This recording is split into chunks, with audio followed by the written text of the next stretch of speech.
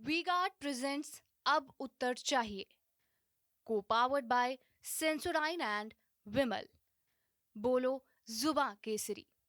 Sharda university, the world comes together at Sharda.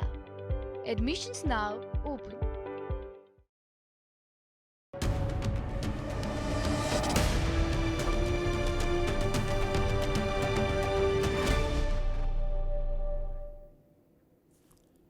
Bharat के संसदीय लोकतंत्र में एक ये अलिखित शिष्टाचार रहा कि चुनाव के जरिए आई हुई सरकार के साथ प्रतिपक्ष एक 6 महीने का एक कूलिंग पीरियड लेकर चलता है। क्योंकि माना जाता है देश का मत है, देश का जनादेश है, उसका सम्मान होना चाहिए। इसलिए एक परंपरा रही कि भाई जब भी चुनाव होगा, सरकार गठित होगी, उसके बाद 6 महीने कम से कम विपक्ष सरकार को कूलिंग पीरियड देगा। यानी उस वक्त बहुत आक्रामक दो दो हाथ करने की मुद्रा नहीं आएगी और मरसिया नहीं पढ़ा जाएगा, शोक गीत नहीं गाए जाएंगे 6 महीने में। उसके बाद तो फिर विपक्ष का काम करेगा। लेकिन इस बार वो रवायत टूट गई और तोड़ी किसने? कांग्रेस पार्टी के सबसे बड़े चेहरे राहुल गांधी ने। 6 महीने का कूलिंग पीरियड तो छोड़िए, मोदी सरकार के तीसरे कार्यकाल के 10 दिन नहीं हुए और राहुल गांधी जी ने इस सरकार की विदाई की घोषणा कर दी और कहा कि एनडीए के कई नेता और कई दल हमारे संपर्क में है, ये सरकार कभी भी गिर सकती है, अस्थिर सरकार है, ये चलने वाली नहीं। 10 दिन के भीतर भारत के संसदीय लोकतंत्र में शायद ही ऐसे कोई दृष्टांत आपको दूसरा मिले जवाहरलाल जी से लेकर आज तक, जब चुनाव के जरिए आई सरकार की अकाल मृत्यु की घोषणा कोई विपक्ष का बड़ा नेता 10 दिन के भीतर कर रहा हो, ऐसा दूसरा दृष्टांत आपको नहीं मिलेगा ना। सरकार बिना चुनाव के जोड़ तोड़ से पासा पलट जाए, कोई तख्ता पलट हो जाए, उससे बने तो उसके खिलाफ तो लोग ऐसा मान लीजिए कूलिंग पीरियड नहीं रखते। लेकिन जो निर्वाचित सरकारें आती हैं, जो जनादेश के जरिए निर्मित होती हैं सरकारें, उनके लिए हमेशा एक कूलिंग पीरियड रहा। राहुल जी ने उस मर्यादा को तोड़ दिया और दावा यह किया कि खटाखट टाइप की शैली कि हमारे पास संपर्क में है नरेंद्र मोदी की सरकार को समर्थन देने वाले दल और नेता। कुछ कौन है ये रहस्य उन्होंने रखा, स्वाभाविक है। वो कह रहे, उन्होंने अपने एक इंटरव्यू में राहुल जी ने कहा कि ये सरकार जरा सा भी झटका नहीं झेल पाएगी, कोलैप्स कर जाएगी, चली जाएगी, टाटा बाय बाय गॉन की शैली है। क्या सच में राहुल गांधी जो कह रहे हैं उसमें कोई तत्व है? क्या उसमें कोई आंकड़ा है, कोई गणित बन रहा है क्या? और अगर बन रहा था तो 10 दिन पहले बना लिए होते, तो शपथ ले लिए होते आप ही प्रधानमंत्री की, नहीं, और अपनी ही सरकार बना लेते। अगर एनडीए के नेता और दल आपके संपर्क में थे राहुल जी, तो आपको ही शपथ ले लेनी चाहिए थी या खड़गे जी को दिला देते। नहीं, अगर आपके जेब में नंबर पूरा था 272, तो फिर तो सीधे शपथ लेनी चाहिए, सीधे राष्ट्रपति भवन जाना चाहिए था, इधर उधर कहा। ये आपने फिर एनडीए की सरकार क्यों बननी थी? जो लोग आज 10 दिन नहीं हुए सरकार को, 10 दिन हुए सरकार को बने 12 दिन, उस सरकार को समर्थन देने वाले दल जब आपके साथ आ गए हैं, आपके साथ गुपचुप खेला मेला कर रहे हैं आपके मुताबिक, तो मेरा प्रश्न ये था कि ये खेला मेला गुपचुप वाला 10 दिन पहले कर लेते तो सरकार हो जाती। नहीं, तो आज आप विपक्ष में क्यों नहीं होते, आप खुद सरकार होते। अब देश भर में इस पर चर्चा हो रही है कि राहुल गांधी ने ऐसा क्यों कहा। ये शगुफा है, अटकल है, भविष्यवाणी है, आकलन है, गणित का बंदोबस्त हो गया इसलिए ऐसा आकलन दिया, ये तमाम सवाल है।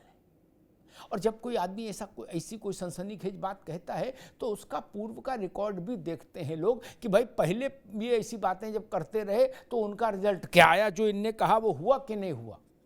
तो उसमें मुझे लगता है राहुल गांधी जी का ट्रैक रिकॉर्ड बहुत मजबूत नहीं है, उनका कहा नहीं होता। जैसे उन्होंने कहा था कि लिख के रख लो, नरेंद्र मोदी प्रधानमंत्री की शपथ नहीं लेंगे, नहीं लेंगे, नहीं लेंगे, खटाक।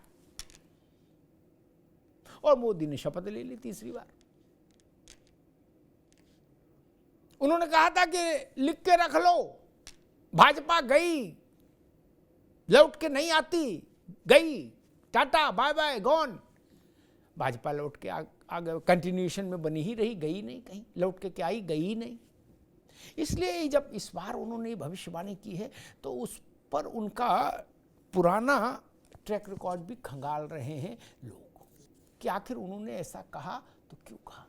हमारे साथियों ने एक रिपोर्ट तैयार की है इस पर, उस रिपोर्ट को देखिए, फिर मेहमानों से परिचय कराएं और फिर बहस में चलते हैं। –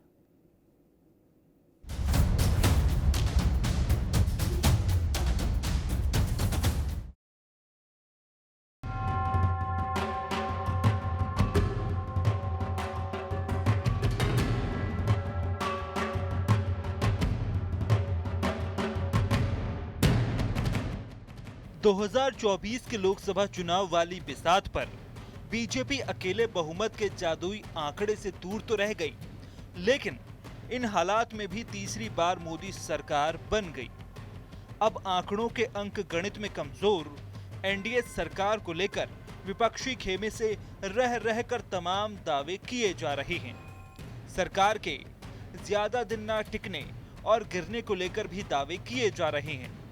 इसी कड़ी में कांग्रेस सांसद राहुल गांधी ने भी दावा कर दिया। बीजेपी की सीटों की संख्या इतनी कम है कि स्थिति बहुत नाजुक है। छोटी सी गड़बड़ी सरकार को गिरा सकती है। बस एक सहयोगी को दूसरी तरफ मुड़ना है। पीएम मोदी के खेमे में बहुत असंतोष है और उनके यहाँ ऐसे लोग हैं जो हमारे संपर्क में हैं। एक इंटरव्यू में अपने इरादे जताते हुए राहुल गांधी ने कहा कि मोदी सरकार में शामिल कई साथी तक हमारे संपर्क में हैं। कांग्रेस अध्यक्ष खरगे से लेकर इंडिया गठबंधन के कई नेता भी ऐसे दावे करते रहे हैं।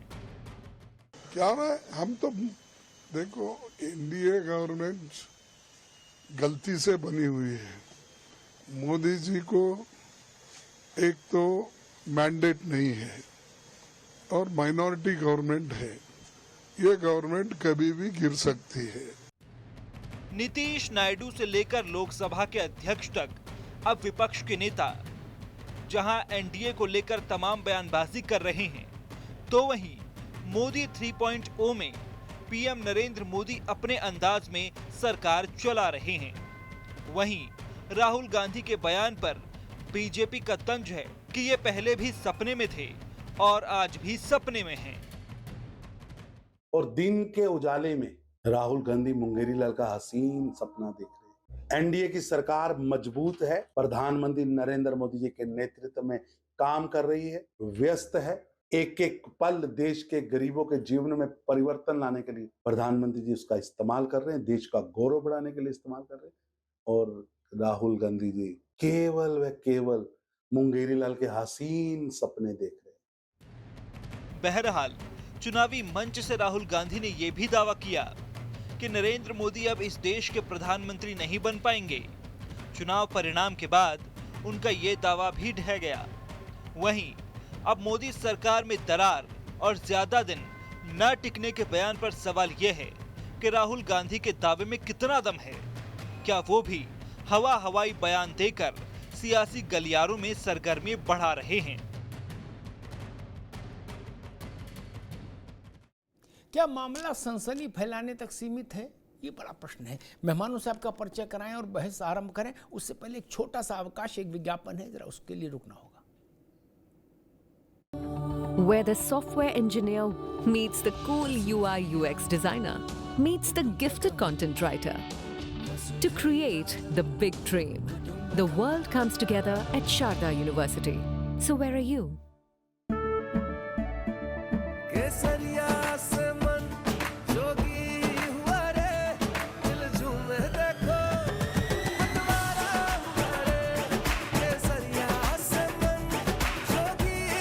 हर पल मनाओ केसरी त्योहार। विमल, बोलो जुबान केसरी। झंझनाहट से जल्द आराम पाएं। सेंसोडाइन रैपिड रिलीफ के साथ।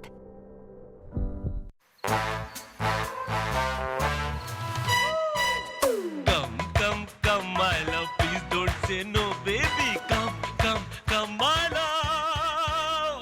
वी-गार्ड के air coolers extra large cooling pads के साथ जो अच्छों को ठंडा करे। V-Guard air coolers, long lasting cooling. Where the software engineer meets the gifted content writer, meets the cool UI UX designer, meets the talented photographer to create the big dream. The world comes together at Sharda University.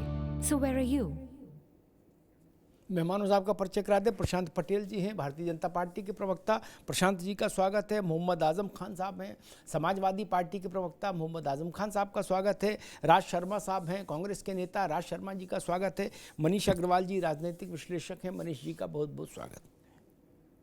Manish Agarwal जी, राहुल गांधी ने कहा कि उनके तरफ के कई लोग हमारे संपर्क में हैं और ये सरकार कभी भी गिर सकती है, सावधानी हटी दुर्घटना घटी टाइप का मामला है। एक सवाल उठता है कि भाई अगर 10 ही दिन बाद आपके संपर्क में लोग आ गए, क्या सरकार बने भी 10-12 दिन हुए, उतने में अगर आपकी तरफ आ गए लोग और रात में आपसे मिला भेटी कर रहे हैं, तो ये 10 दिन पहले कर लेते तो आप ही सरकार हो जाते, नहीं? मनीष जी, क्या लगता है इस वक्तव्य के पीछे?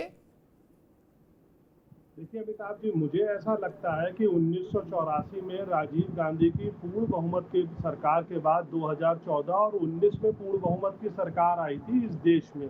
क्या उससे पहले बीजेपी ऐसे वक्तव्य देती थी 2009 में या 4 में कि ऐसा कुछ संपर्क में है? अटल बिहारी वाजपेयी ने एक सीट के कॉम्प्रोमाइज के लिए सरकार गिरवा दी थी। तो देश की स्थिरता को देखते हुए 10-5 दिन में अगर ऐसे बयान देना, तो मुझे लगता है ये हतोत्साहित होने की निशानी है। अपने लोगों को ये कन्विंस करने की कोशिश है कि मैंने जो कहा था हम सरकार बनाएंगे, वो हम सरकार ऐसे नहीं तो किसी तरीके से जोड़ तोड़ करके बना लेंगे। क्योंकि आज ऐसा लगता है कि अगर नीतीश कुमार और चंद्रबाबू नायडू पूरा विपक्ष में शामिल हो जाए तो भी वो 272 के मैजिक फिगर तक कैसे पहुंचेंगे, ये समझाना बड़ा मुश्किल है। लेकिन देश में इस तरीके की मैसेज देना एक अस्थिरता को आगमन देने के रूप में देखा जाता है कि 10-12 दिन के अंदर ही जो प्री पोल अलायंस है, ये पोस्ट पोल अलायंस की बात नहीं है। भाजपा ने जो सरकार बनाई है, एनडीए ने जो सरकार बनाई है, ये प्री पोल अलायंस था। वो लोग एक साथ चुनाव लड़ने गए थे और प्री पोल अलायंस हमेशा कहा जाता है पोस्ट पोल अलायंस से बेटर होता है। 2004 और 2009 में भी इस देश में सरकारें बनी, अलाइनमेंट की सरकारें बनी, पूरे 5-5 साल वो सरकारें चली। जो भी पार्टी विपक्ष में थी उसने अपना रोल अदा करा एक मजबूत विपक्ष के रूप में और बाद में उभर के आई और उसने इस देश पे शासन करा। तो मुझे लगता है कि वो एक विपक्षी दल के प्रमुख विपक्षी दल के शीर्ष नेता हैं, उन्हें अपने ऐसे बयानों पे ध्यान देना चाहिए। राज शर्मा साहब, मुझे लगता है कि बहुत जल्दी उम्मीद से हो गए विपक्षी दल, नहीं? इतनी जल्दी जल्दबाजी ठीक नहीं थी, नहीं? क्योंकि 52 से आज तक, एक सेकंड सुन, 52 से आज तक कोई उदाहरण नहीं जब वोट से बनी हुई सरकार को 6 महीने का कूलिंग पीरियड न दिया हो विपक्ष ने। ये एक रवायत है भारत की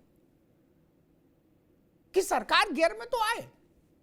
ये 10वें दिन इन्होंने, राहुल जी ने एक शोक गीत जारी कर दिया सरकार का। खड़गे जी ने कहा ये सरकार गलती से बनी, मैंडेट नहीं है, मेजॉरिटी नहीं है। ये तीनों बातें गलत। भारत की जनता के वोट से बनी सरकार गलती से नहीं हो सकती, और जो ऐसा बोलते हैं वो लोकतंत्र में आस्था नहीं रखते, ये खतरा, ये शक होता है।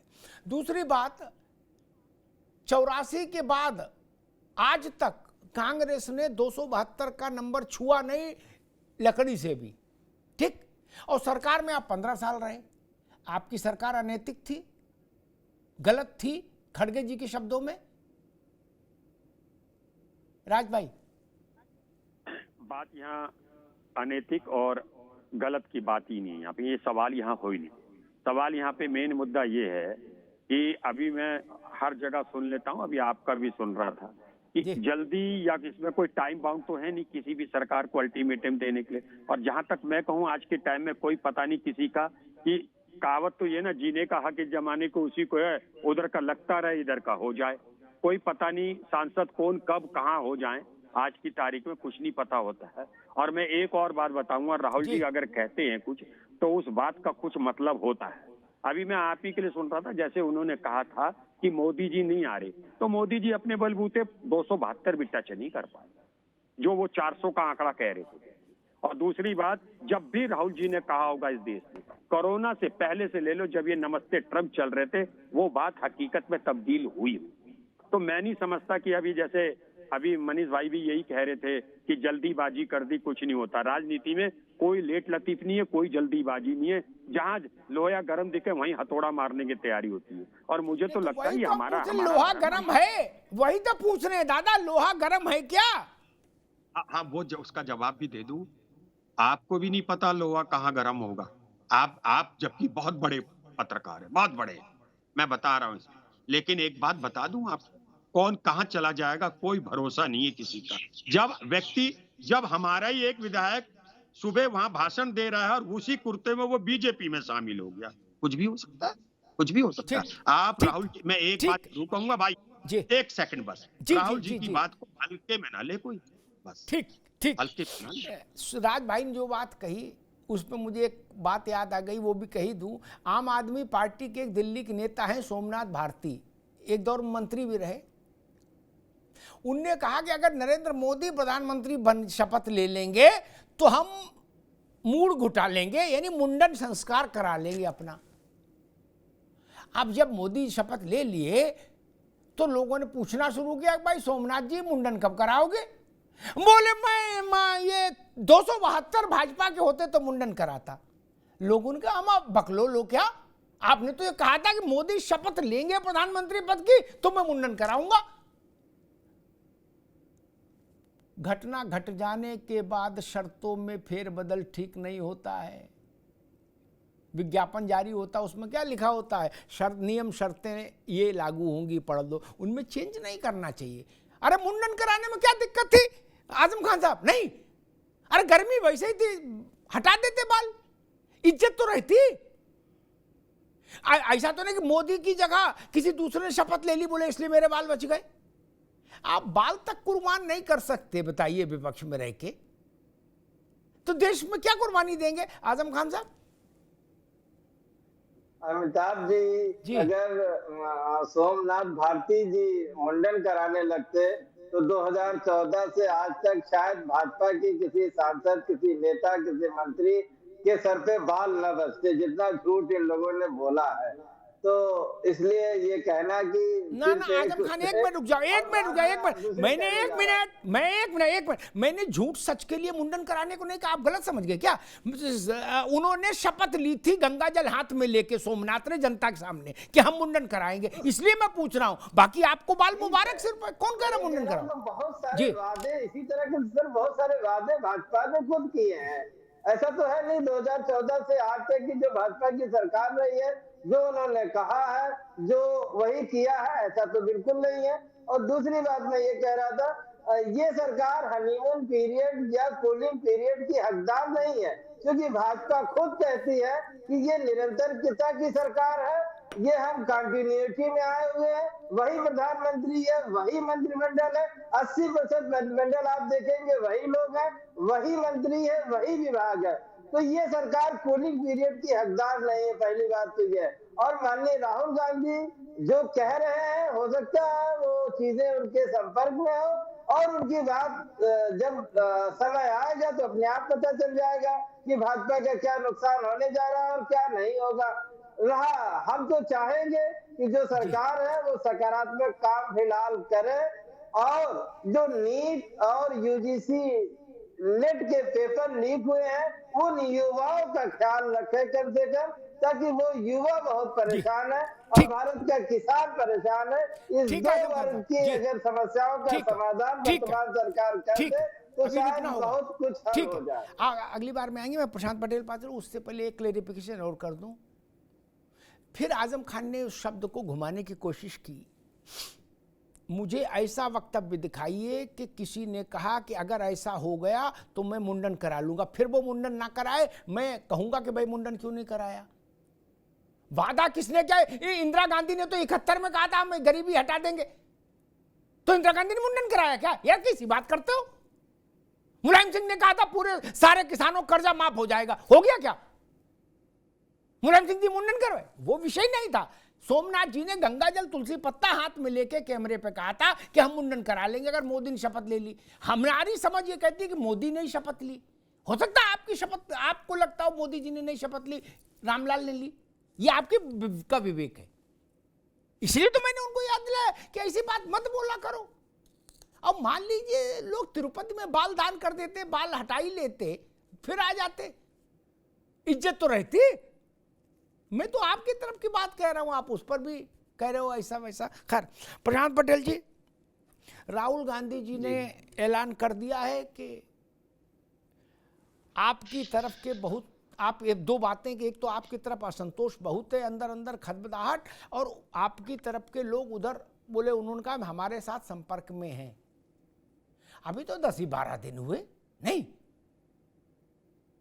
निकाह हुआ, रुखसती भी नहीं हुई टाइप का मामला है, और इतने में ऐसा स्यापा शुरू हो गया।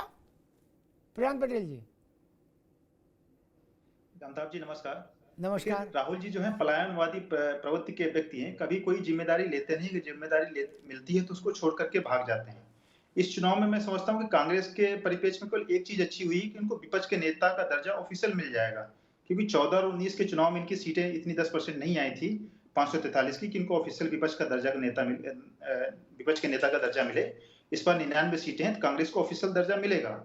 और कांग्रेस के नेताओं द्वारा लगातार मांग भी की जा रही है, राहुल जी से रिक्वेस्ट भी की जा रही है कि वो विपक्ष के नेता का पद स्वीकार करें, लेकिन राहुल जी ने अभी तक कोई इसमें स्वीकृति नहीं दी है।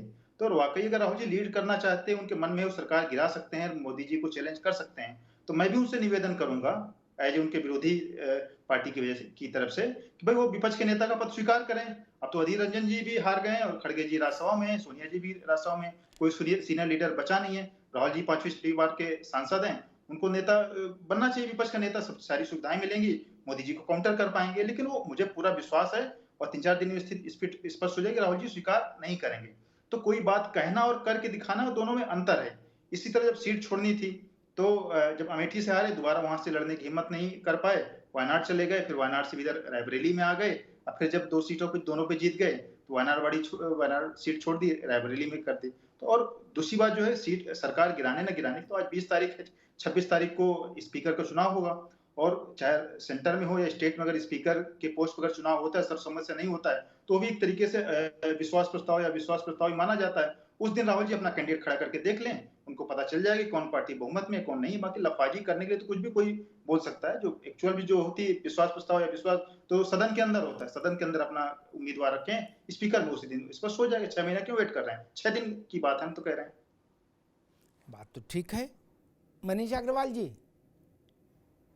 बार बार यही बात आ रही है कि अगर इतनी जल्दी आपके पास उधर से लोग आ गए तो थोड़ा और जल्दी हो जाते तो आप भी शपथ ले लेते। एक दूसरी बात जो मैं समझना चाह रहा हूं, राहुल जी ने स्पेसिफिकली कहा कि एक सहयोगी को, एनडीए के एक पार्टनर को यू टर्न लेना है, उधर से हटके हमारी तरफ आना है और सरकार चली जाएगी। मैं जितनी गणित जानता हूं, मेरा गणित में कोई बहुत सिद्ध हस्तता हो, मैं ऐसा भी दावा नहीं करता, लेकिन जितनी गणित मैं जानता हूं उसके हिसाब से एक के आने से, 2 के जाने से भी सरकार 272 से नीचे नहीं आ रही। मनीष जी, फिर राहुल जी ने ऐसा कैसे कहा कि एनडीए का एक आदमी इधर, एक दल इधर आ जाएगा, खटाखट हो जाएगा। क्या लगता है? आप बिल्कुल सही कह रहे हैं, और जितने लोग आपको पत्रकारिता या देश की दुनिया में जानते होंगे सब ये जानते हैं कि आपसे अच्छी एनालिसिस शायद ही कोई करता है। मैं तो बार बार ये कहता हूँ कि विपक्ष को अमिताभ जी की बातें सुन के सीखना चाहिए और उनको अपने स्वभाव में लाना चाहिए, जिससे कि वो आगे के लिए कुछ अच्छा कर सके। आप जानते हैं, मैं जानता हूँ, एक जने के आने से, दो जने के आने से सरकार नहीं बनेगी, ना गिरेगी, ना चल पाएगी। लेकिन इस तरीके का बयान देना, डिबेट में आना, डिस्कशन में आना थोड़ा सा हल्कापन प्रतीत करता है, क्योंकि आप देश की सबसे बड़ी विपक्ष की पार्टी के अध्यक्ष हो, आप देश की विपक्ष की सबसे बड़ी पार्टी का प्रतिनिधित्व करते हो, आप बिना अध्यक्ष के भी अध्यक्ष हो, आपके पास डिसीजन लेने की पूरी छूट है। कब मैं वायनाड से लड़ूंगा, कब रायबरेली से लड़ूंगा। अब मैं रायबरेली से लड़ूंगा तो मेरी बहन वायनाड से लड़ेगी। आप देखिए कि राजनीतिक परिपेक्ष कैसे चल रहा है, जनता में कैसे मैसेज जा रही है। और मुझे फिर ये पूरी उम्मीद है कि अभी ये यूपी के विधानसभा के चुनाव आप होने दीजिए, जो गारंटियां पब्लिक को दी गई थी पब्लिक उनके जवाब जरूर मांगेगी।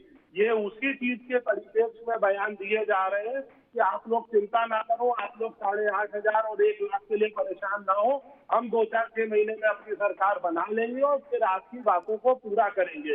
ये उसको कवर अप कराया है कि जो विधानसभा के चुनाव है। जी ठीक मनीष भाई।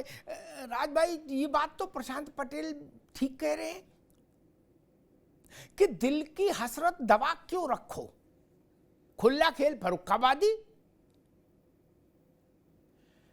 10 दिन के भीतर लोकसभा के अध्यक्ष का चुनाव चयन हो जाएगा, वो चुनाव से हो, निर्विरोध हो, कैसे भी हो, उसमें 2-2 हाथ हो जाएं।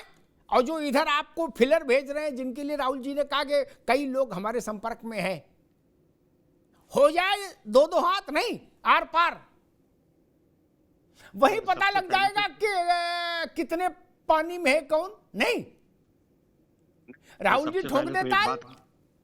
जी सबसे पहले तो एक बात कहता हूँ कि भारतीय जनता पार्टी के जितने भी ये जो नेता टीवी पे आते हैं, ये लोग नाबालिग लोग हैं साहब। ये लोग इस बात पे खुशहाली करते हैं कि ये 2014 के बाद के, हम लोग तो 14 से पहले के हैं, बहुत पहले के हैं। अब दूसरी बात मैं ये बता दूं कि मनीष जी की बात का भी एक है, ये 8,500 रुपए क्या कहा था कांग्रेस ने, हमारी पार्टी ने क्या कहा था कि 8,500 दे देंगे। कब देंगे? जब सरकार आएगी। आप झूठ बोलने से बचिए, आप विश्लेषक हैं, आप आरएसएस के प्रवक्ता के रूप में बैठेंगे तो दुख पहुंचेगा। अच्छा, आपको बायस नहीं होना है बिल्कुल मनीष भाई। आपने 8,500 की बात करी तो आपने 15 लाख रुपए दिलवा दिए, आपके अकाउंट में आ गए होंगे, इसका मतलब मेरे अकाउंट में तो आए नहीं। चलो कोई बात नहीं, विश्लेषक हो उतना ही बोलूंगा जो अच्छा रहे। अब आ जाऊं मैं प्रशांत भाई आप पे। आप एक रटी रटाई भाषा मत बोला करें।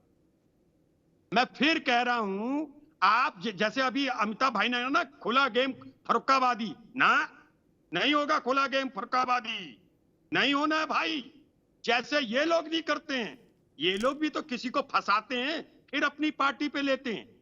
ये खुला गेम पर अभी आप फंसाने के प्रोसेस में हो, मुझे लगा फंसा लिया होगा, अभी आप फंसाने में भी ओके, ठीक है ठीक है, फिर कोई दिक्कत नहीं।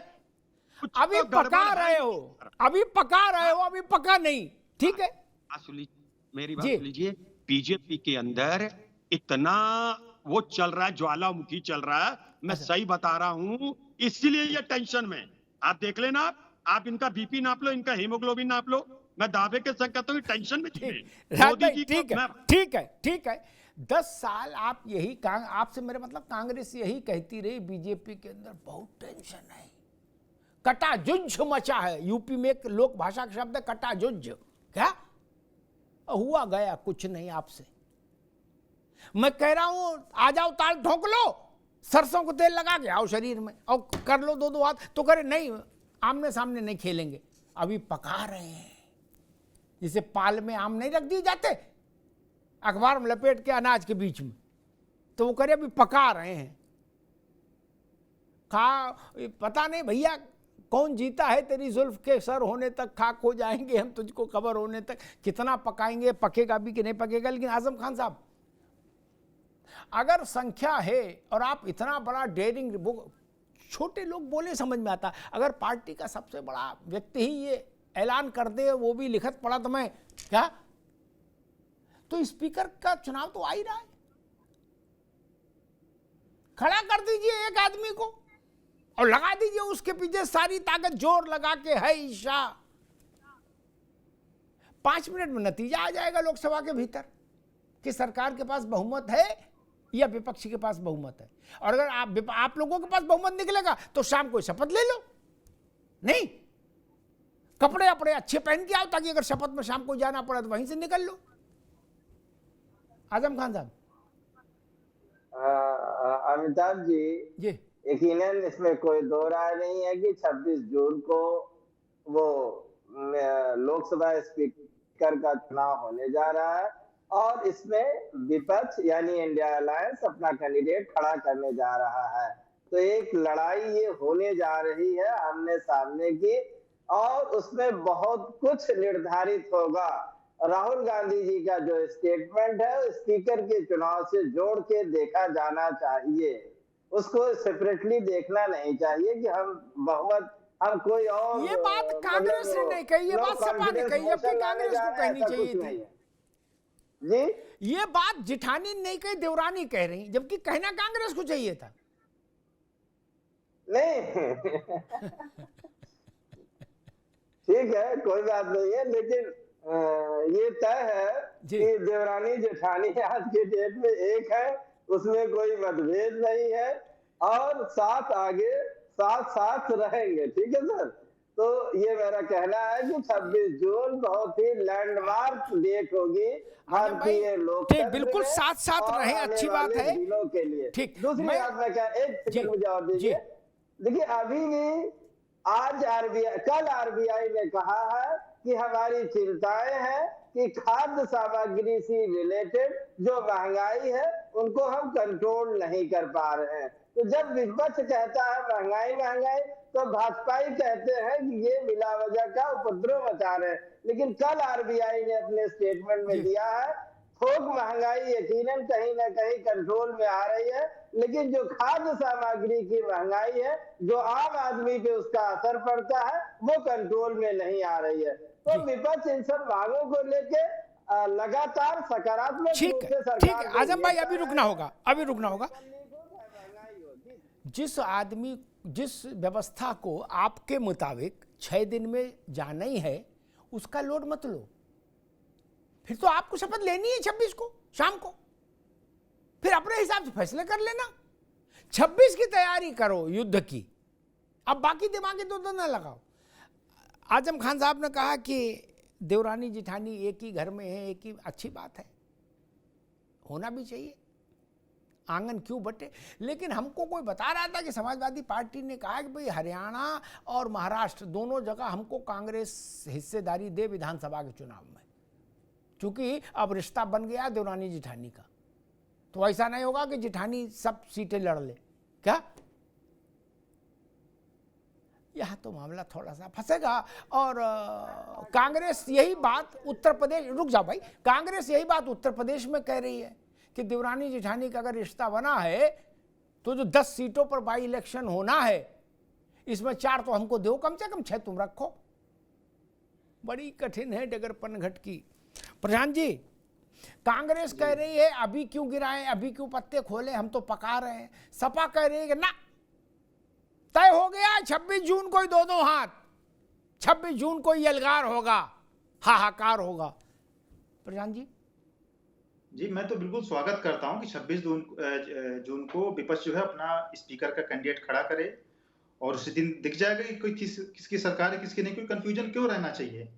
और कांग्रेस नहीं खड़ा करे, सपा के किसी उम्मीदवार को कर दे, भाई उनका साथ में गठबंधन है, उसमें मानता हूं, तो इसमें कहीं कोई आपत्ति नहीं होनी चाहिए, लड़ें और राहुल जी भी विपक्ष के नेता के तौर पे ऑफिशियल नेता की जिम्मेदारी लें और ले आए। नहीं अदरवाइज तो ये समझा जाएगा कि राहुल गांधी खाली लफाजी कर रहे हैं, उनकी बातों में कोई गंभीरता नहीं है। तो अपनी गंभीरता लाएं, विपक्ष के नेता के तौर पर नरेंद्र मोदी जी को चैलेंज करें। राहुल जी अक्सर कहते रहते हैं कि मोदी जी मुझसे डरते हैं, तो हम भी एक बार देखें पार्लियामेंट के अंदर भी मोदी जी को डराएं, बगल में विपक्ष के नेता की कुर्सी पर बैठे संवैधानिक पोस्ट रहेगी, तब उनको बोलने के लिए अनुमति भी नहीं लेनी पड़ेगी। जिस प्रकार प्रधानमंत्री भी नेता सदन कभी बोल सकता है, विपक्ष का नेता भी बोल सकता है, उसमें क्यों जिम्मेदारी लेने में कहीं कोई आपत्ति नहीं होनी चाहिए।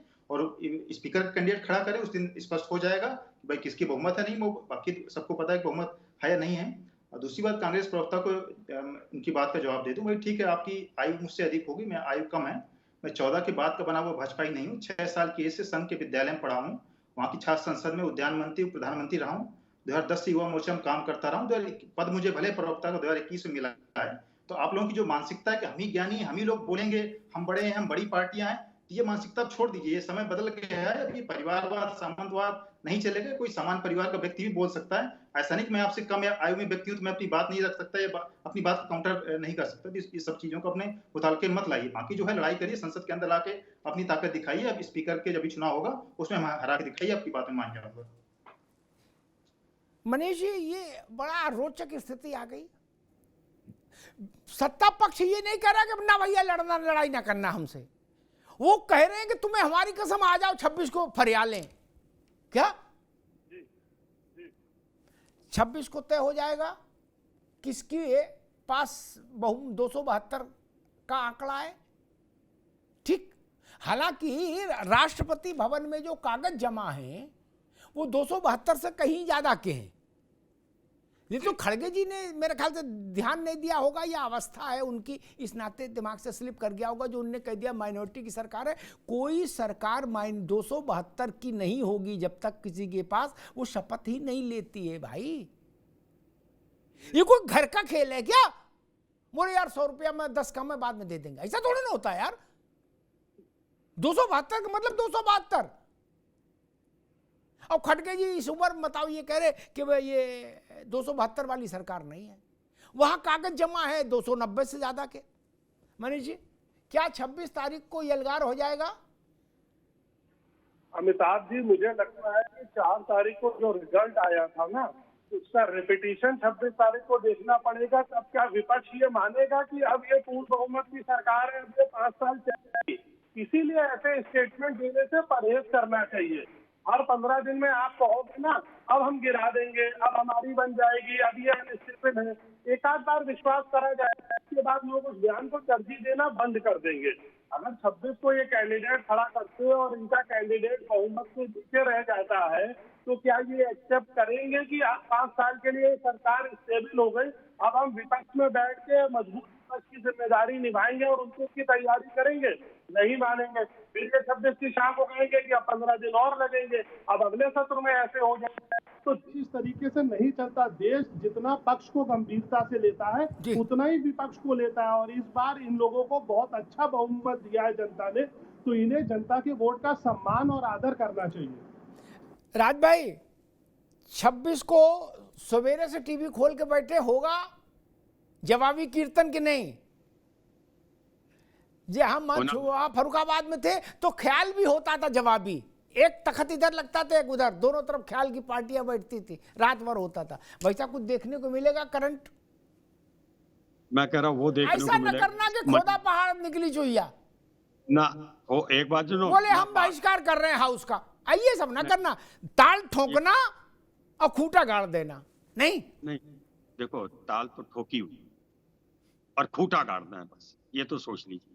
और मैं बस एक बात कहना चाहता हूँ, मैं मनीष भाई से बस मुझे कहना है, जो मुझे कष्ट देता है क्योंकि विश्लेषक है। अरे आप उनका कष्ट, आप अपना उनसे कष्ट मत कर पाओ, आप कांग्रेस की बात करो, छोड़ो उनको। ये गलत बोलते हैं, इसलिए इनका भी झूठ का प्रचार प्रसार करने की इजाजत नहीं देनी चाहिए भाई, मेरा ये कहने का मतलब है। इन्होंने झूठ कह दिया, लोग सुन लेंगे, ऐसे तो बात है। क्या ये इस बात को कह सकते हैं? मैं दावे के संग करता हूं कि प्रधानमंत्री जी का इस चुनाव में उनकी खुद की कॉन्स्टिट्यूंसी से उनकी क्रेडिबिलिटी घटी, उनको 3,27,000 वोट कम मिला। क्या ये इतनी सी बात कह सकते हैं विदाउट बायस हुए? बताइए, नहीं कह पाएंगे। अब आप सोच लीजिए, मैं फिर कह रहा हूं, ताल ठोक दी है, खूंटा गड़ेगा और गड़ेगा। और बताइए आप। अच्छा एक बात, वो मतलब हमसे नाराज ना होना, ना आपसे नाराज नहीं होना।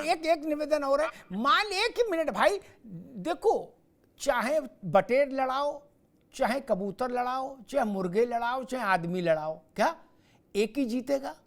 क्या इतनी लड़ाइयां मैंने देखी, उतनी बता दी, इससे ज्यादा तो देखी नहीं। एक तो हारेगा। अगर मान लो भाजपा हार गई तो प्रशांत जी से पूछूंगा वो क्या करेंगे। आपसे पूछ रहे, अगर देवरानी जिठानी का समूह हार गया 26 को, तब क्या कहेंगे? तब ये कहेंगे कि ये सरकार पूर्ण बहुमत की है मोदी की। पहले तो मैं एक बात बता दूं जी, आज की तारीख में हम आज जाते हैं किसी भी पार्टी में, कोई भी पार्टी राजनीति में बिल्कुल परमानेंसी नहीं होगी किसी चीज की। आज आदमी क्या बोल रहा है, कल कुछ बोल रहा है। आप भी जो चाहोगे, हमें यहाँ पे बुलाया, आप जो सोच रहे हो वो नहीं हम कहेंगे। हम सोच रहे आप अच्छा पूछे, मगर एक बात जरूर कहूंगा, मैं जिस प्रवृत्ति का व्यक्ति हूँ, मैं उस प्रवृत्ति पर जीना पसंद करता हूँ कि अगर हार होगी तो अखाड़े के अंदर होगी, अखाड़े से बाहर हार नहीं मानेंगे। नहीं फिर होगा। मालिश, अभी से मालिश कराना शुरू करिए। अरे नंबर मालिश नहीं और हुए, वर्जिश। क्या बोलना है भाई? फिर तो दिखे ना कि हाँ हमारा स्पीकर नहीं बना। आजम खान साहब 26 को आप जीत गए तो लड्डू बाहर, लड्डू बटेंगे, अंदर आप लोग तैयारी करोगे। लोकसभा के बगल में ही राष्ट्रपति भवन है, क्या गाड़ी घोड़े की भी जरूरत नहीं, पैदल भी जा सकते हो। तुरंत शपथ ले जाके वहीं से टेलीफोन कर दो प्रेसिडेंट साहिबा को कि भाई हम आ रहे हैं। कार्ड वार्ड भी न छपाओ, फौज फाटा की भी जरूरत नहीं, क्या भाई किसी को एक तय कर लो, बोले हमारा प्रधानमंत्री, तब तो कोई दिक्कत ही नहीं। लेकिन 1% ही सही, ताकि आप नाराज ना हो। अगर मान लीजिए आपका उम्मीदवार हार गया, तब इतना नैतिक साहस है कि आप लोग ये कहें कि हाँ ये पूर्ण बहुमत की सरकार है नरेंद्र मोदी की, जो भारत के जनादेश से बनी हुई है, तब इतना बोलेंगे या नहीं? देखिए अमिताभ जी, वो रिजल्ट पे डिपेंड करता है, लेकिन हम लोग समाजवादी पार्टी, इंडिया अलायंस, हमेशा जिन जनता के मुद्दों को हमने उठाया है, जनता के उन मुद्दों को हम संसद से लेकर सड़क तक उस पर कायम रहेंगे। मुद्दे अलग विषय है, आज मुद्दे की बात नहीं कर रहा। मुद्दे कौन से, आज तो उसकी चर्चा नहीं की। मैं कह रहा हूं 26 को सिर गिने जाएंगे स्पीकर की चयन में, उसकी बात कर रहा हूं। मुद्दे तो अच्छे ही हैं जी। सुनिए सर अमिताभ जी, अगर वो 26 को जीत जाते हैं तो 6 महीने का जो आपने कूलिंग पीरियड कहा है, हनीमून पीरियड, वो उनको दे दिया जाएगा। 6 महीने बाद फिर हम लोग नो कॉन्फिडेंस मोशन या जिस तरह की व्यवस्था होगी वो ले आएंगे। 6 महीने तक उन्हें सरकार चलाने की पूरी वो होगी, मतलब इजाजत होगी कि वो अपनी सरकार चलाए। लेकिन जनता के मुद्दों पे हम सदन से लेकर सड़क तक बात करते रहेंगे, क्योंकि कोई भी नो कॉन्फिडेंस मोशन जो है वो एक बार अगर हो जाता है, तो अगर सरकार एक बार बहुमत ले लेती है तो दोबारा 6 महीने बाद ही उसे बहुमत के लिए कहा जा सकता है। ये संवैधानिक व्यवस्था है भारत की। तो विपक्ष उसको मानते हुए दोबारा अगर कोई भी विपक्ष को कहीं भी लगेगा तो वो उसको डिस्टर्ब करेगा जी। मेरे ख्याल से मतलब मजबूरी में मानना, फिर तो मानना ही है। मान लो दिल से ना भी माने तो छत से थोड़ी कूद जाएंगे, वो तो मानना ही पड़ेगा। 6 महीने से पहले आप सरकार को कंपेल नहीं कर सकते, मतलब मन से नहीं, कानून के चलते मानेंगे कि चलो फिर तो भाई क्या करें, देना ही पड़ेगा 6 महीने कूलिंग पीरियड। प्रशांत पटेल जी, बहस जब शुरू की थी तो थोड़ा बहुत हीला हवाली भी थी, लेकिन अब विपक्ष लग रहा है बिल्कुल गांठ बांध लिया, खूंटा गाड़ेंगे और युद्ध में उतरेंगे 26 तारीख को। 26 को यलगार हो जाएगा।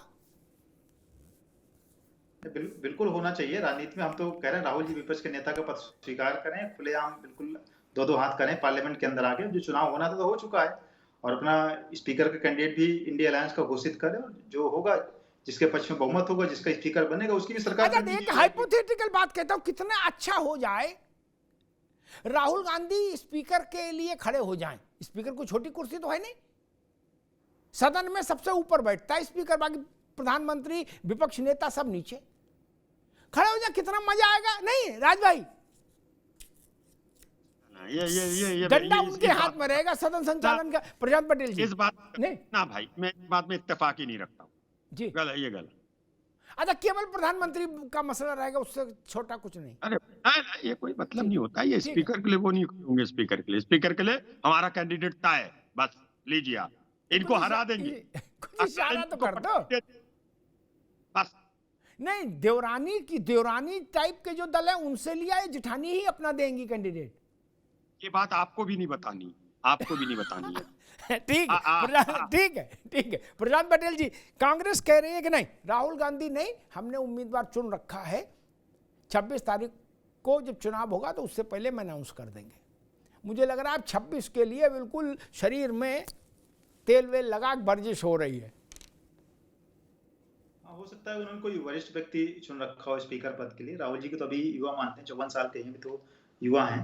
तो लेकिन मैं चाहता हूँ, हालांकि संसदीय कार्यकाल की दृष्टि से वो काफी अनुभवी हो गए हैं, 4-5 बार के सांसद हो गए हैं, तो नेता विपक्ष का पद वो स्वीकार करें, उसका आके यहाँ पे जिम्मेदारी का अपना निर्वहन करें। नेता विपक्ष का पद ही छोटा पद नहीं होता है, संसदीय परंपरा में बड़ा पद होता है, प्रधानमंत्री के बराबर वो लोग एक मिनट सुनो यार, रखते हैं। 50, 52, 53 साल राजनीति में यंग ही माना जाता है।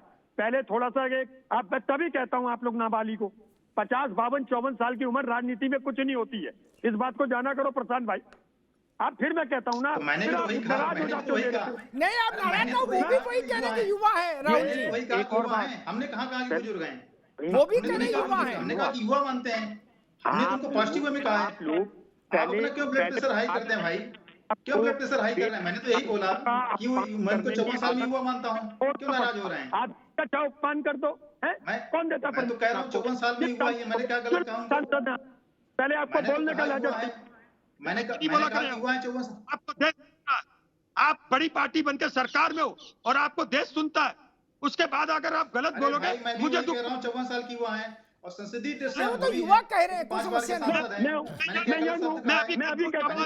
मैं जवान हूँ। अरे भाई डिबेट थोड़ा हो रही है। अरे ठीक, रुक जाओ भैया, ठीक है, ठीक है, ठीक है। आप उस लायक नहीं बने कि मैं आपके बारे में टिप्पणी करूं। ठीक है, आप उस लायक नहीं कि मैं आप पे टिप्पणी करूं। दोनों उस नेता को रिप्रेजेंट करते हैं, दोनों मित्रों को रोकिए, दोनों मित्रों को रोकिए। गर्मी बहुत है, बहस को बहस के तरीके से चलने दीजिए। प्रशांत जी ने इस बात को कहा कि राहुल जी युवा हैं, फिर क्या समस्या है? वो बूढ़ा कहते तो चलो ये भी होता, भाई अपमान कर रहे हो। आप उनको युवा हृदय सम्राट बोल दो, वो युवा बोल रहे, बात तो एक ही। आप सम्राट बोलो, क्या दिक्कत है इसमें? झगड़ा करने को बात नहीं। मनीष जी, क्या कांग्रेस या राहुल गांधी अपने समर्थकों को या अपने वोटर्स को या अपने कार्यकर्ताओं को एक फील गुड उसमें रखने के लिए ऐसे बयान दे रहे हैं, ऐसे इंटरव्यूज दे रहे हैं कि सरकार गिरने वाली है, कल गिर जाएगी, परसों गिर जाएगी, मेरे पास सारी व्यवस्था हो गई है, लोग आ गए हैं, टेलीफोन पे बात हो गई। एक जो टाइप का होता है कि माहौल बनाओ, बोले गिरे ना गिरे कम से कम माहौल तो बना रहे।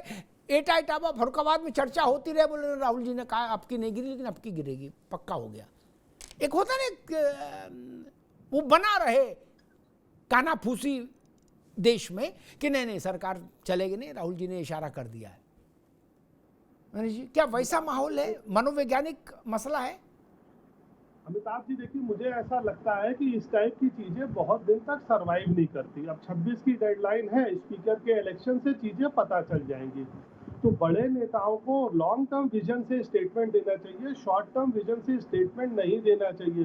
क्योंकि जब आपका स्टेटमेंट बार बार चेक होगा ना, फ्लोर पे भी चेक हो रहा है, जनता के बीच में भी चेक हो रहा है, और स्टेटमेंट एक्सेप्ट नहीं होगा, तो वो पॉजिटिविटी की जगह नेगेटिविटी लाता है कि हमने ये बोला था, ये नहीं हुआ, वो बोला था, वो नहीं हुआ।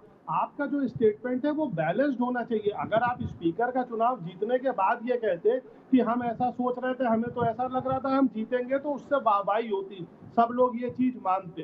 कम से कम आप कैंडिडेट डिक्लेयर करने के बाद ये कहते तो आदमी को लगता कि लड़ रहे हैं। अभी कोई कैंडिडेट नहीं आया है, तो अभी हम ये कैसे मान लें कि विपक्ष जो है स्पीकर का चुनाव लड़ेगा भी?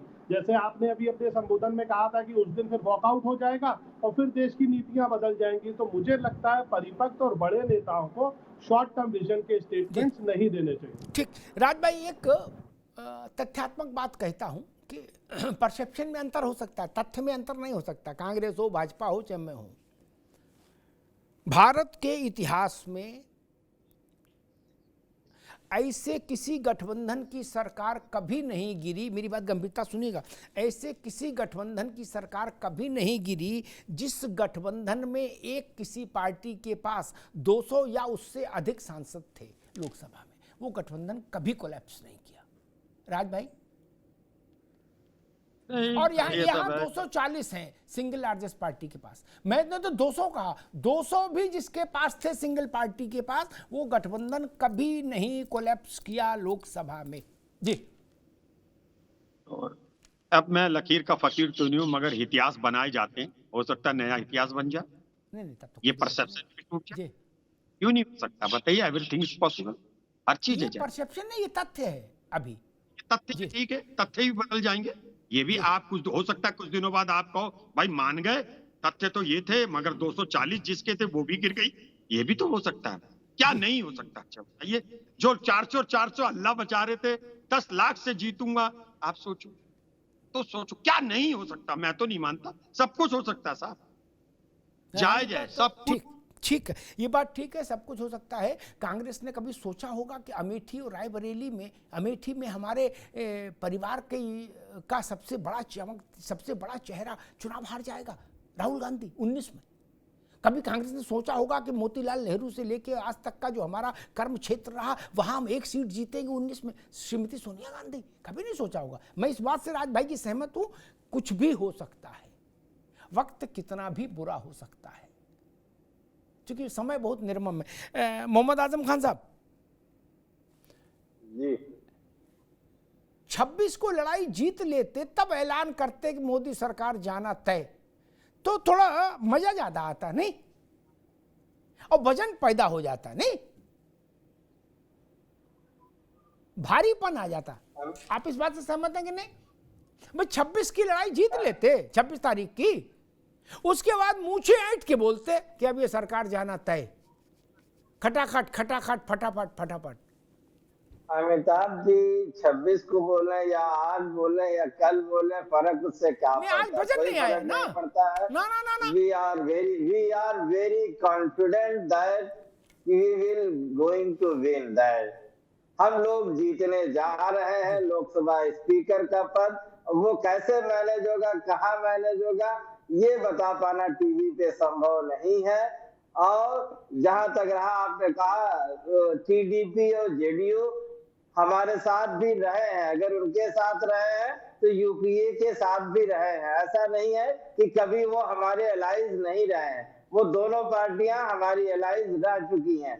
तो मैं ये इस वक्त तो नहीं बता सकता कि वार्ता कहाँ और किस लेवल पे है, लेकिन अगर हमारे नेताओं में कॉन्फिडेंस है तो हम ये मान के चलते हैं उस कॉन्फिडेंस के पीछे कोई न कोई बड़ी वजह होगी। आजम खान साहब ने कहा कि क्या फर्क पड़ता है हम 26 को ये बोलें या आज बोल दें? फर्क पड़ता है मेरे भाई। एक लड़का जवान जवान है और बेरोजगार है, और अपने छोटे भाइयों से कह रहा कि सुनो गुड्डू तुमको एक एप्पल का आईफोन दिलवाते हैं क्या? तो बाद में वजन नहीं आएगा ना भाई मेरे, क्या लोग जानते हैं तू बेरोजगार है, कैसे दिला देगा एप्पल का? एप्पल खाने वाला ले आए उतने बहुत है, फोन कर दिला देगा। बौड़म है, बौड़म समझते हैं ना? बिहार में जिसको बुड़बक बोलते हैं वो यूपी में उसको बौड़म कहते हैं लोक भाषा में। तो आदमी कहेगा बौड़म है, लेकिन वही लड़का लाख रुपए की नौकरी ज्वाइन कर ले और उसके बाद अच्छे कपड़ा लत्ता पहन के आए गांव में और कहे आवे गुड्डू चलो बैठो गाड़ी में तुमको फोन दिला के लाते हैं, तो सब मान लेंगे? नहीं। इसलिए फर्क पड़ता है, फर्क पड़ता है भैया। कुछ होना तो चाहिए, कुछ होना तो चाहिए। ठीक है, बस एक मिनट जी।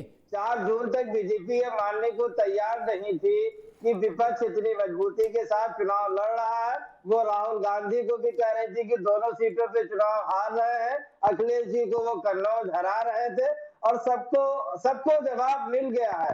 अभी बहुत दूर के दिन वो नहीं है। भाजपाइयों के आप स्टेटमेंट सुन सकते हैं, न राहुल गांधी चुनाव जीत रहे थे, न माननीय अखिलेश यादव चुनाव जीत रहे थे। तो इस तरह के उनके स्टेटमेंट्स आते रहते हैं। और बॉडम कौन है कौन नहीं है ये 26 जून को ठीक है। आजम भाई रुकना होगा, आजम भाई रुकना। मैं प्रशांत जी के पास चलूं, एक एनेक्डोट जरूर सामने रखूंगा। आजम भाई ने कहा कि ये राहुल गांधी को भी चुनाव हरा रहे थे, अखिलेश जी को भी हरा रहे थे। हाँ बिल्कुल हरा रहे थे, युद्ध था, चुनाव तो भी एक युद्ध है। लेकिन मुझे याद है अखिलेश जी का एक वक्तव्य था रैली में, उन्होंने कहा पहले 79 जीत रहे थे, अब 80 में 80 जीत रहे हैं। तो आप तो इनके सब हरा रहे थे, आप क्या जिता रहे थे? नहीं ना, आप भी तो इनके सब में सब हरा रहे थे।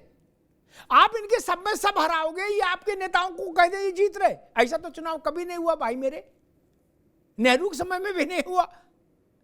लोहिया जब नेहरू जी के खिलाफ लड़े तो ये कह के थोड़े नहीं लड़े कि नहीं नेहरू जी जीतेंगे, मैं हारने के लिए लड़ रहा हूं। लोहिया जी लड़े थे नेहरू के खिलाफ चुनाव भाई। तो आप बाद में जाओ तो लोहिया को पकड़ लोगे, बोले तुमने क्यों चुनाव लड़ा? ये तो कोई तर्क नहीं है। खैर प्रशांत जी, अब लग रहा है कि 26 का मामला और इशारा ये भी कि भाई नायडू और नीतीश कुमार केवल आप ही के साथ नहीं रहे, हमारे साथ भी रहे हैं। तो पुराना जो प्रेम भाव है, पुराना जो मैत्री भाव है, लग रहा है जागृत हो जाएगा। इसी उम्मीद में मुझे लग रहा है इंडिया अलायंस है। अमिताभ जी, 4 तारीख से इनके मुंगेरी लाल के हसीन सपने चल रहे हैं। जैसे ही हमारी सीटें कम हुई तो इन्होंने सपने देखे पूरे, जो इन्होंने जोड़ तोड़ करने के प्रयास किए। पूरा उनको समझ में आ गया, शरद पवार जी ने समझा दी कि हम सरकार नहीं बना पाए। तो किस तरह फिर ये सपना देखा कि भाजपा की सरकार बन जाए, कोई और प्रधानमंत्री बने, मोदी के अलावा। मोदी जी बन गए। फिर जब बात इनको लगा कि भाई टीडीपी और जेडीयू समर्थन नहीं देंगे, उन्होंने भी बिना किसी उसके समर्थन दे दिया। स्पीकर पे भी उनका बयान आ गया कि भाई जो भारतीय जनता पार्टी बड़ी पार्टी है, भाजपा का स्पीकर रहेगा, हमने स्पीकर का हमारा कोई दावा नहीं, केसी त्यागी जी ने बयान दे दिया। फिर उसी बीच में तब तक 7-8 दिन निकल गया, क्योंकि 7-8 दिन तक तो पूरे चुनावी विनिंग मोड में थे।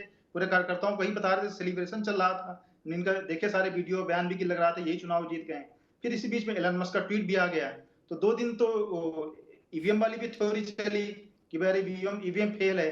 लेकिन फिर चूंकि उसका जनता में समर्थन मिला नहीं, माहौल किया है कि भाई अगर ईवीएम अगर है इतनी क्यों आ गई, 99 सीटें क्यों आ गई, कांग्रेस की सभा क्यों 37 सीटें आ गई, तो भी 2 दिन बाद फेल हो गया। तो फिर एक आज नया शिगुफा लेकर के आए हैं। तो ये इनके केवल एक फॉल्स पैराडाइज में जीते हैं, नए शिगुफा लेकर के आते हैं और कार्यकर्ताओं में एक जोश भरने का प्रयास है। क्योंकि जब तक 15-20 दिन से जो माहौल बनाए हुए थे कि हम जीते हुए, अरे हम जीत गए, मोदी हार गए, लेकिन वो जो तिलिस्म है जो धीरे धीरे टूटता जा रहा है। इनके कार्यकर्ताओं को, नीचे लेवल के नेताओं को समझ में आता रहा है कि कोई बदला नहीं है, वही सरकार 10 साल से चल रही थी, हमें फिर 5 साल सत्ता में नहीं रहना, विपक्ष में रहना। तो इस तरह की चीजें लेकर के आए, चलो 26 तक फिर कट जाएगा, 26 के बाद फिर एक और कोई नया झूठ निकाल के लाएंगे। तो यही इनका है। उसको, इनकी बातों को हम कोई बहुत गंभीरता से नहीं लेते हैं। इनके कार्यकर्ता भी इनकी बातों को गंभीरता से ना बंद कर देंगे 26 तारीख के बाद। मुझे लगता है कि राहुल जी ने थोड़ा समय से पूर्व ये ऐसी बातें कह दी।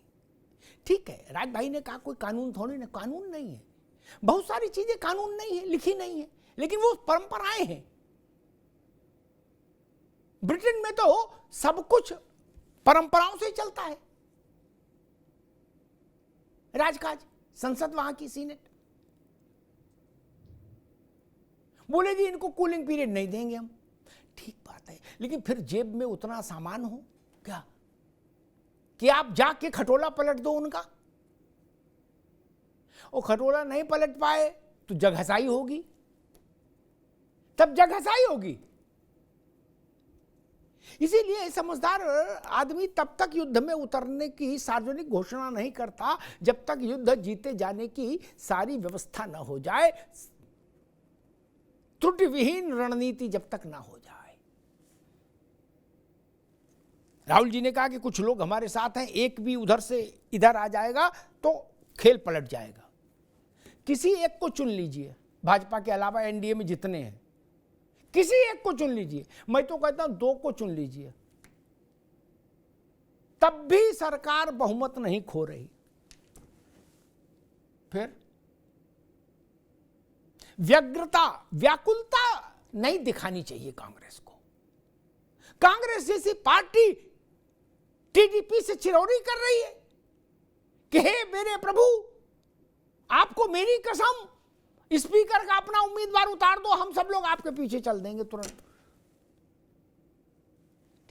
आपके कहने से भी ऐसा नहीं करेंगे चंद्रबाबू। क्या बयानों से राजनीति चलती है क्या? नहीं ना। मेरी बात से आजम खान साहब और राज साहब दोनों सहमत होंगे। इमोशनल बयानों से राजनीति थोड़ी नहीं चलती। राजनीति तो बड़ा निष्ठुर चीज है। चंद्रबाबू नायडू अपना हित देखेंगे कि आपकी सुनेंगे? मैंने देखा आम आदमी पार्टी, कांग्रेस, सब लोग चंद्रबाबू के चिरौरी कर रहे, कर हे प्रभु कृपा निधान। बोलो क्या चाहते हो? बोले हम ये चाहते हैं कि अपना स्पीकर को उम्मीदवार उतार दो, हम पूरा इंडिया अलायंस आपके पीछे खड़ा हो जाएगा।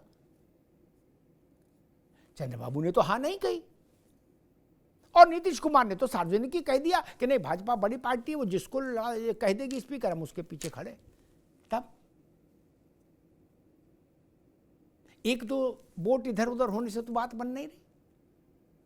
और जब हम ये किसी भी निर्वाचित सरकार को ये कहते हैं ना, ये तुक्के से बन गई, गलती से बन गई, इसके पास बहुमत नहीं है, तो ये जनता में एक क्षोभ पैदा होता है। जनता कहती मेरे आदेश से बनी हुई सरकार को ये कौन होते कहने वाले के तुक्के से बन गई।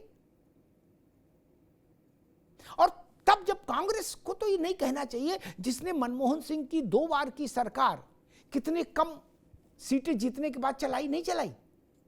नरसिंह राव जी की सरकार भी, तो आपको तो फिर ये नैतिकता रखनी चाहिए कि भाई अभी हाल में 3 सरकारें हमने ऐसी चलाई हैं क्या। और जितनी मनमोहन सिंह के समय में 2 बार में और 1 बार में नरसिंह राव जी के समय में कांग्रेस के पास जितनी सीटें थी, उससे काफी ज्यादा सीटें बीजेपी के पास हैं इस वक्त। ये तो ध्यान सबको रखना होगा। नहीं, आप तो एक बार 200 भी नहीं थे तब भी बना ली थी सरकार, ये तो 240 है। और चुनाव पूर्व गठबंधन की भी एक ऐसी व्यवस्था है जो आपको मजबूती देती है। भाजपा ने 240 अपने 240 आने के बाद सहयोगी नहीं खोजे ना, कोई बाहर से सहयोगी नहीं लिया। जो एनडीए के साथ चुनाव लड़े थे उन्हीं को रखा और उन्हीं से सरकार बन गई। हाँ, हुआ इतना कि आप भाजपा के एनडीए में जो सहयोगी दल थे उनको भाजपा से अलग नहीं कर पाए, इसलिए ये सब सारा स्यापा है। तो ये तो आपकी कमजोरी है, उनको आप पे भरोसा नहीं होगा। भाई भरोसा भी तो एक बड़ी चीज है ना। चंद्रबाबू आपके यहां आए तो ममता बनर्जी, अखिलेश यादव, स्टालिन, खड़गे जी, राहुल गांधी, प्रियंका गांधी, सोनिया गांधी, इतनी कुर्सियों के बाद उनको कुर्सी मिलेगी। आजम खान साहब गलत नहीं करा, इतनी कुर्सियों के बाद उनकी नंबर लगेगा कि आप यहां बैठ जाओ। क्या तब तक तो नाश्ता खत्म हो जाएगा आगे जो रखा होगा मेज पर। तो कोई क्यों जाएगा? जब दूसरे तीसरे नंबर पर बैठ रहा है आदमी तो आप क्या क्यों जाएगा? और मान लीजिए है क्षमता और सामर्थ्य,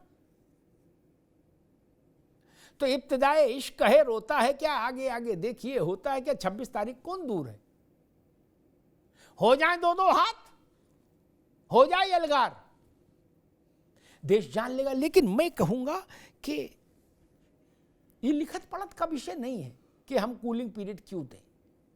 कि हमारे आजम भाई या राज भाई ने कहा था कि ये तो वही पुरानी सरकार है, फिर भी व्यक्ति को कूलिंग पीरियड या पार्टी को नहीं मिलता। आजम भाई, कूलिंग पीरियड देने की जो परंपरा चली वो मालूम क्यों चली थी? जो हमें बड़े नेताओं ने बताया, जिन्होंने भारत के पूर्व में राजनीति को संचालित किया, ये इसलिए नहीं दिया कि उस सरकार से कोई मोहब्बत है, इसलिए दिया कि जनादेश का सम्मान दिखना चाहिए।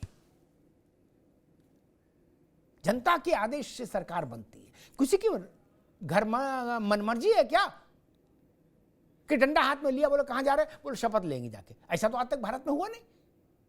ना कोई जबरिया घुस सकता राष्ट्रपति भवन में शपथ दिलाओ। जनादेश से ही सरकार बनती है। उस जनादेश के सम्मान में 6 महीने हम शांत रहते हैं। ऐसा नहीं कि कोई उपकार कर रहे हैं सत्ता पक्ष पर। मुझे याद है, आजम भाई एक बता देता हूं, एक अनौपचारिक मामला है लेकिन आज बता ही देता हूं। मुझे याद है कि अखिलेश यादव जी की सरकार बनी, राजनाथ जी शायद भाजपा के अध्यक्ष थे उस वक्त। तो हमने उनसे अखिलेश यादव की सरकार पर एक सवाल पूछा,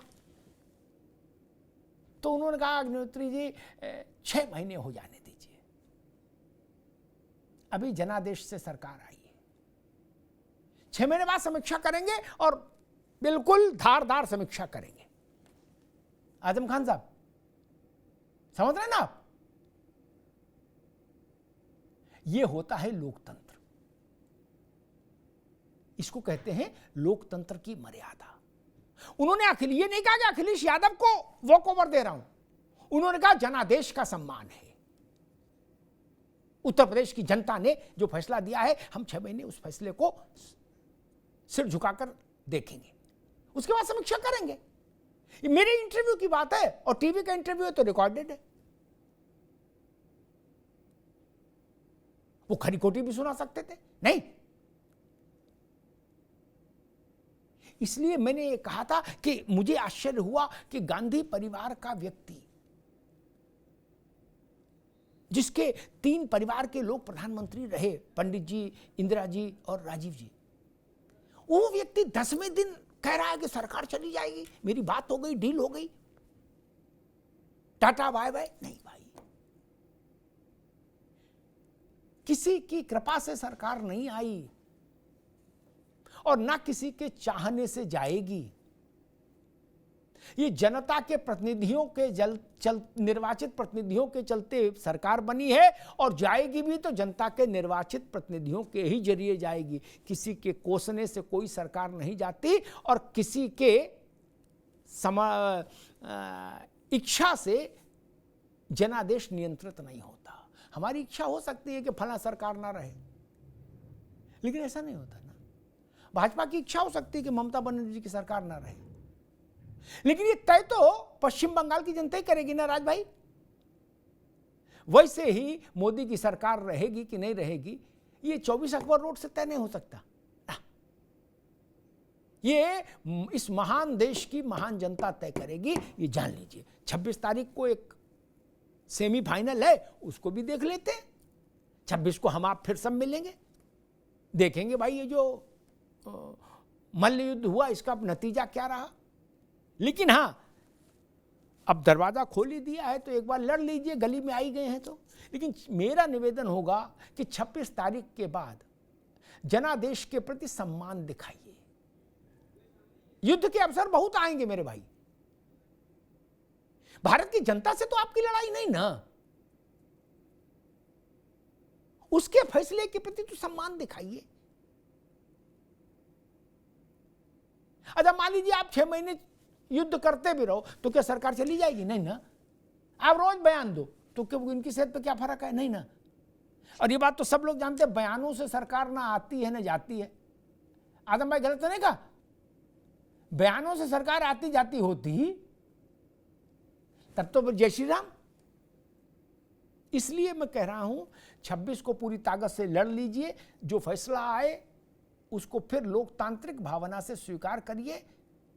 और जो बात आजम खान कह रहे थे कि सकारात्मक विपक्ष की भी भूमिका बड़ी होती है, उसको निभाइए।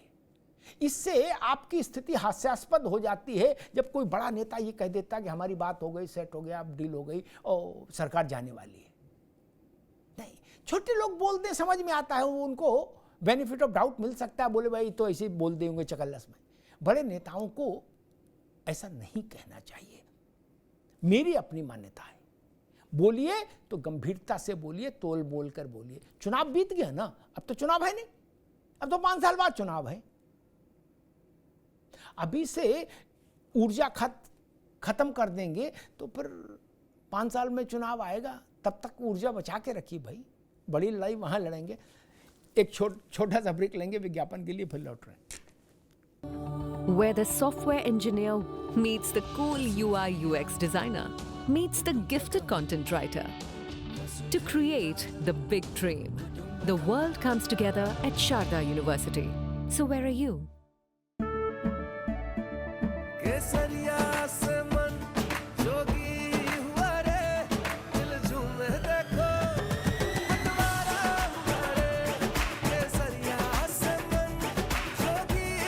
हर पल मनाओ केसरी त्योहार।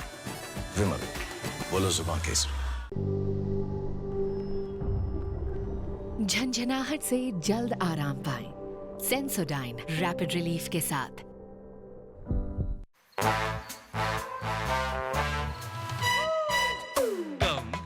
Come, my love, please don't say no, baby. Come, my love.